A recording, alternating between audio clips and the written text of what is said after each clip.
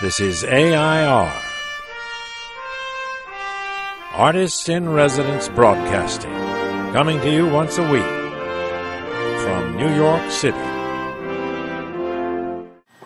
Welcome again. This is John Cullum, and this is my wife, Emily Frankel. And John and I this evening are going to do a talking post about a rather tricky subject, our relationship to Richard Burton and Elizabeth Taylor.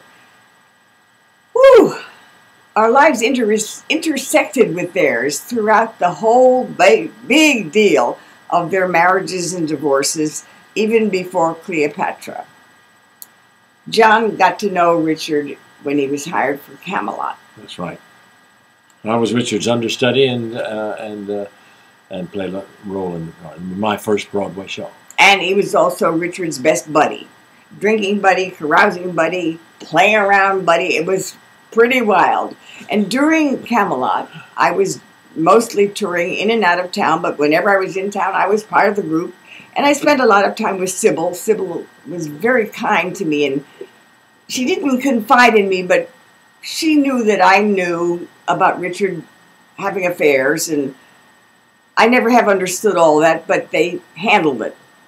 Anyway, Richard and John were a dangerous pair. Sometimes they'd spend the night here, Richard and John, and they'd be in my studio, my dance studio, dueling and drinking and dancing and cavorting. Well, while you were out of town. While I was out of town. It was a lot of space, and there was a couple other people. It wasn't just Richard and me down here together. It was all I didn't parties. like it. I didn't like it. No, you wouldn't. And also he was flirting a lot with me. Yeah. So there.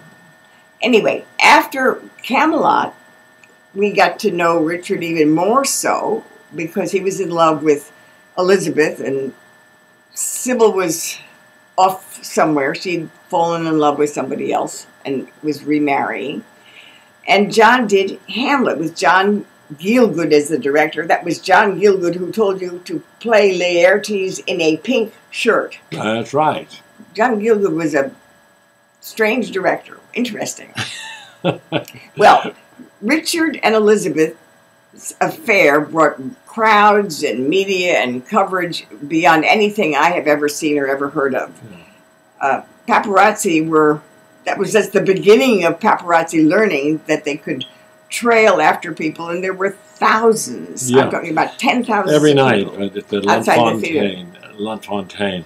The crowds would gather just to watch Richard and Elizabeth get into the limo to drive a half a block to Broadway. And then we were at their wedding. I don't know, were we witnesses? Yes, we were. She was wearing yellow daisies and a bright, tight yellow dress. Not most flattering, but she was absolutely gorgeous. And those lavender eyes are really lavender. And they're fringed with more lashes. Hard to believe that it isn't mascara or that it's real, but it is. So we were friends. And after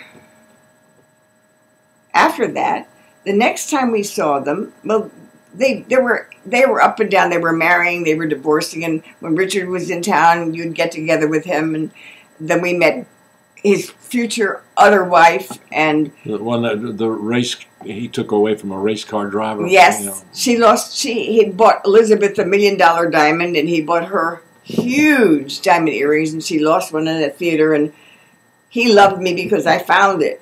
I found the diamond earring. That's right. Anyway, then we didn't see them for a while till Private Lives came up.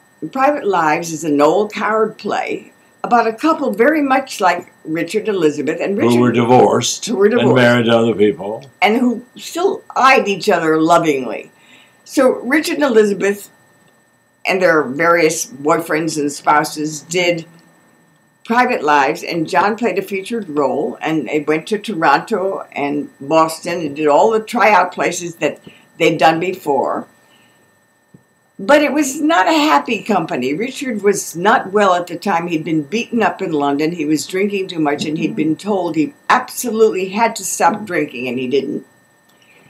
And Elizabeth was okay, but she had a Mexican lawyer, and he'd given her a giant diamond ring, And she disappeared for 3 days, and Richard got angry, and he married Sally Hay, his secretary. Yeah, out of pique.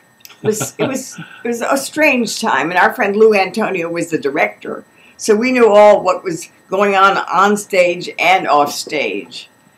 Well, when the show closed, it closed, and we didn't see them for a long time. 4 or 5 months, and then a liveried messenger brought us a gift from Liz.